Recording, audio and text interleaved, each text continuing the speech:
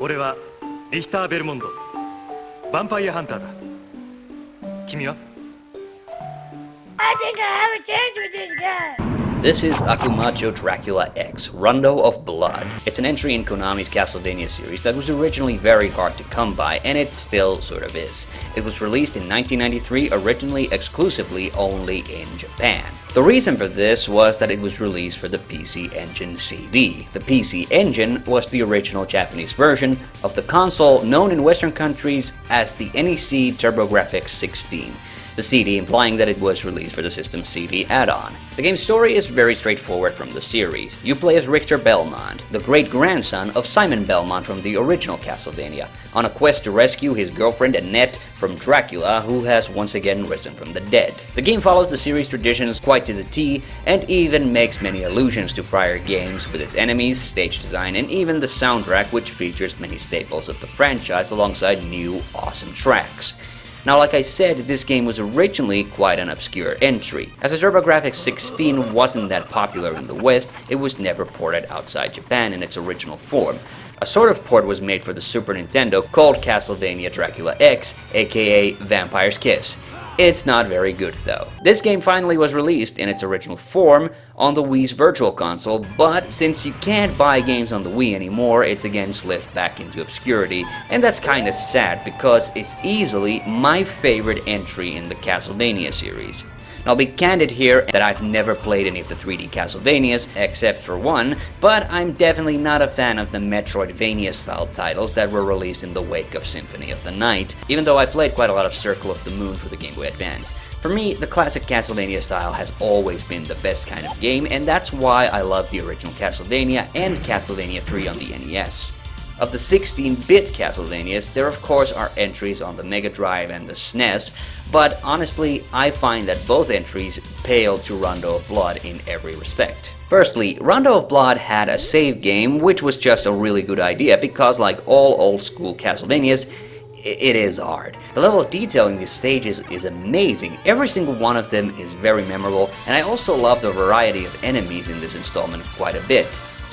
Now, you can't whip in 8 directions like in Super Castlevania 4, but honestly, I never liked that feature myself because it made all your special items useless. In Rondo of Blood, not only are you encouraged to use your items more, I feel the gameplay is way more fluid than in a lot of other old-school Castlevania games. I just feel Richter follows my commands a lot better. You can hop on stairs or hop off them, and the gameplay just feels amazing and very free. Also, this is the game where you can do the moonwalk. Also, the items are extremely useful, although some enemies are actually immune to them, like the daggers, which makes them kind of pointless. But the axe, cross, and surprisingly even the holy water are pretty good in this.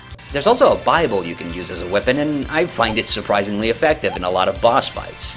The game also has a full voiceover in Japanese, as well as an opening narration in German.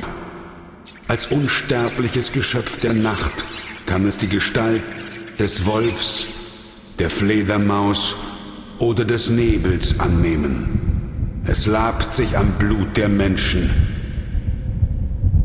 Yeah, I can't tell you why either. The TurboGrafx wasn't even officially released in Europe except in the UK, where they actually dropped the 16 from the title. In mainland Europe, you could only get it as an ordered import from NEC stores, so I really don't understand the logic of having a German intro.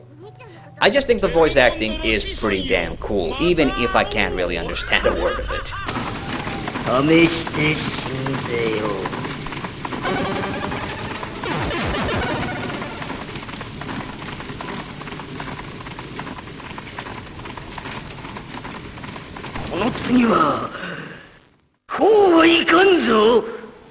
Also, where this game beats the pants off either Bloodlines or Super Castlevania 4 is the music.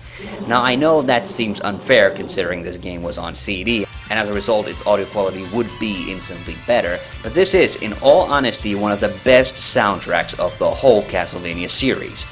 Now, don't get me wrong, there are some bullshit parts, and the game is really hard, even with the save game. But I feel thanks to it, you get to practice and learn from your mistakes more easily.